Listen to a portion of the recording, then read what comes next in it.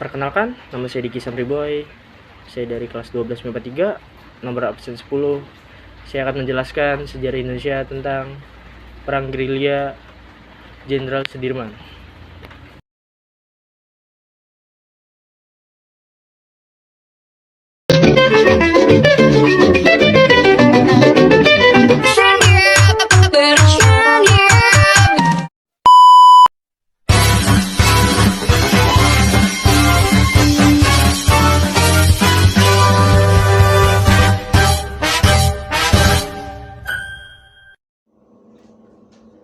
Jenderal Sudirman adalah panglima besar yang menjadi penggagas taktik perang gerilya saat agresi militer 2 tahun 1948 sampai 1949.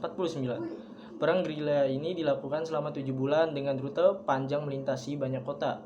Dikutip dari buku Sejarah Jenderal Sudirman di Kabupaten Bantul oleh Dinas Kebudayaan Kabupaten Bantul.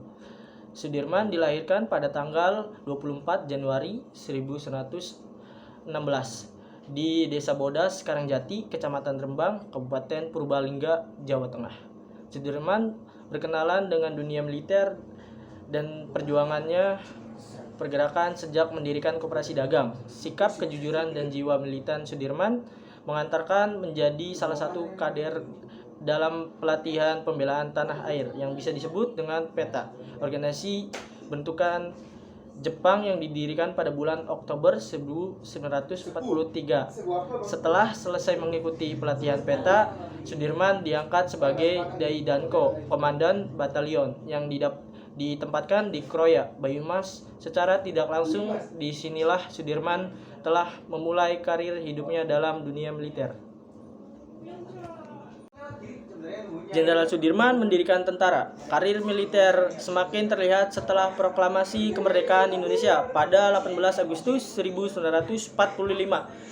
Setelah pihak Jepang membubarkan PETA, Sudirman mengumpulkan para perwira didikan PETA, lalu membentuk Badan Keamanan Rakyat yang disingkat dengan BKR. Peristiwa tersebut membuat kondisi negara mulai mengkhawatirkan karena tentara sekutu masuk ke Indonesia yang diikuti oleh Netherlands Indian Civil Administration yang disingkat dengan NICA.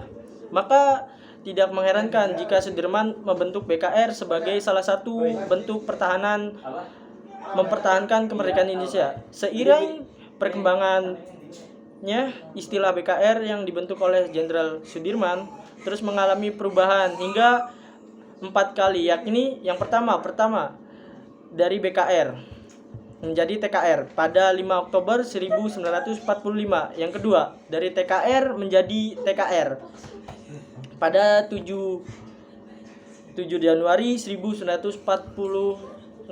Ketiga, dari TKR menjadi TRI pada 26 Januari 1946. Yang keempat, dari TRI menjadi TNI pada 3 Juni 1947. Memulai perang gerilya melawan agresi militer Belanda. Meskipun Indonesia sudah memproklamasikan kemerdekaan, Belanda kembali menyerang pasukan tentara Belanda. Belanda melakukan agresi militer pada 19 Desember 1948. Mereka melakukan penyerangan terhadap Yogyakarta sebagai ibu kota Republik Indonesia saat itu, lalu bergerak ke seluruh wilayah Republik Indonesia. Penyerangan Belanda kala itu dilaksanakan dengan strategi yang sangat rapih, tapi sulit meraih keberhasilan. Hal ini karena pertahanan TKR dalam menghadapi Belanda juga mempunyai taktik lebih cerdik dengan menguasai medan pertempuran yang dijalaninya. Pemerintah Belanda pun menggunakan tipu daya dan kelicikannya demi menguasai Republik Indonesia saat agresi militer 2. Sampai pada suatu hari, dengan tekad dan keyakinan yang mendalam, Jenderal Sudirman meninggalkan Yogyakarta untuk memimpin perang gerilya yang berlangsung selama 7 bulan. Perang gerilya dilakukan karena strategi ini memiliki karakteristik perang bersenjata atau kekuatan militer yang minim. Jenderal Sudirman menggunakan strategi gerilya bersifat non-kooperatif dalam melawan Belanda sebab ia tidak mau menjalin perundingan atau kerjasama dengan pemerintah kolonial Siasat cerdik ini bukan hanya untuk spontan, melainkan telah dipikirkan dengan matang, sebab strategi gerilya ini memiliki sifat melemahkan bukan menghancurkan. Selain itu, dalam strategi yang perang gerilya berusaha agar serangan mencakup di berbagai daerah seluas-luasnya. Sementara tujuan memperluas secara serangan agar lawan dapat menyebar pasukan sehingga kekuatan mereka menjadi terpecah dan mudah untuk ditaklukkan. Puncak perang gerilya. Puncak dari perang gerilya Jenderal Sudirman adalah serangan 1 Maret 1949 ya, yang direncanakan oleh Sri Sultan Hamengkubuwono IX, kemudian dikomando oleh Jenderal Sudirman dan dilaksanakan oleh Letkol Soeharto.